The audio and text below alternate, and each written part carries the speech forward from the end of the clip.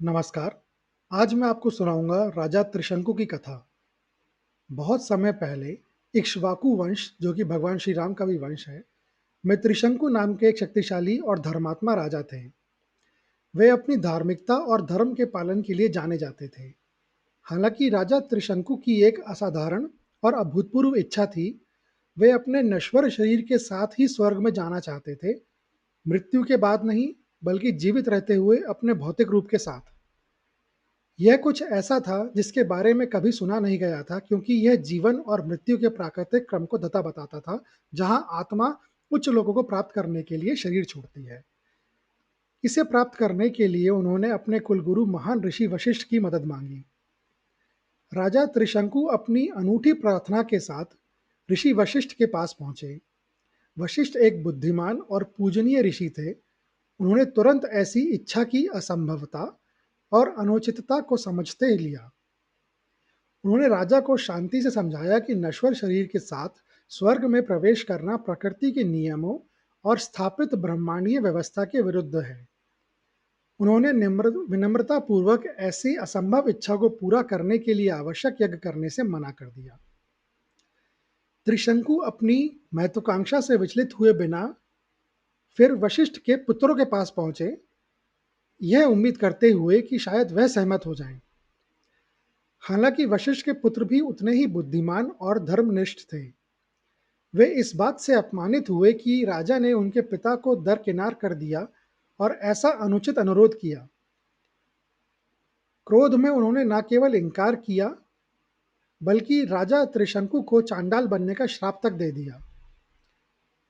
श्राप तुरंत प्रभावी हो गया और राजा त्रिशंकु की त्वचा काली पड़ गई, उनके कपड़े फटे हुए से हो गए और उनका रूप एक चांडाल जैसा हो गया। उनकी शाही सेना उन्हें छोड़कर चली गई। वह उनसे घृणा करने लगी। अकेले और निराश होकर त्रिशंकु तिरस्कार झेलते हुए भटकने लगे। हालांकि उनकी महत्वाकांक्षा बनी रही। अपनी निराशा में उन्होंने एक और शक्तिशाली ऋषि की तलाश करी, ऋषि विश्वामित्र। विश्वामित्र अपार शक्ति के ऋषि थे, जो अपनी घोर तपस्या और उतने ही भयंकर स्वभाव के लिए जाने जाते थे। वशिष्ठ के साथ उनकी एक लंबी प्रतिद्वंद्विता भी थी।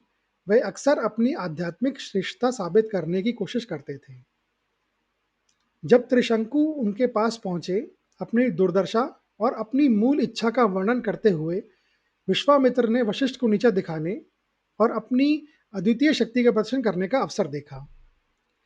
त्रिशंकु की ईमानदारी से प्रभावित होकर और वशिष्ठ के इंकार को धता बताने का मौका देखकर विश्वामित्र ने दृढ़ता से घोषणा करी, हे राजन, डरो मत।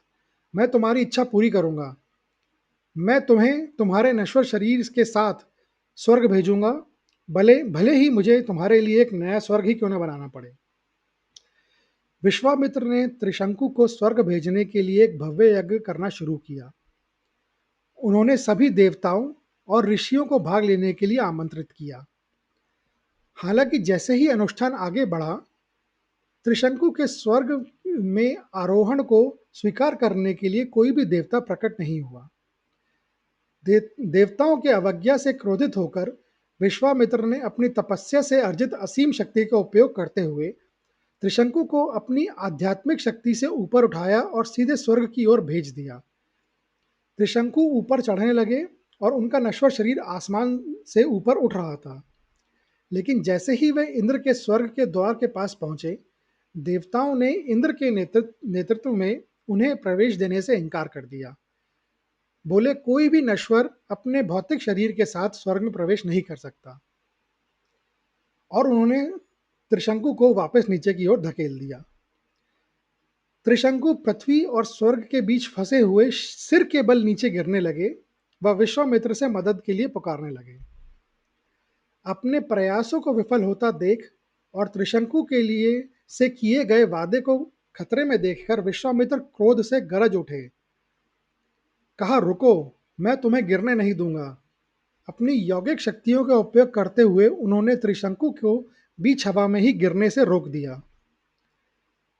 फिर अद्वितीय शक्ति और दृढ़ संकल्प का प्रदर्शन करते हुए विश्वामित्र ने त्रिशंकु के लिए वहीं पृथ्वी और मौजूदा स्वर्ग के बीच शून्य से एक नया स्वर्ग बनाना शुरू कर दिया।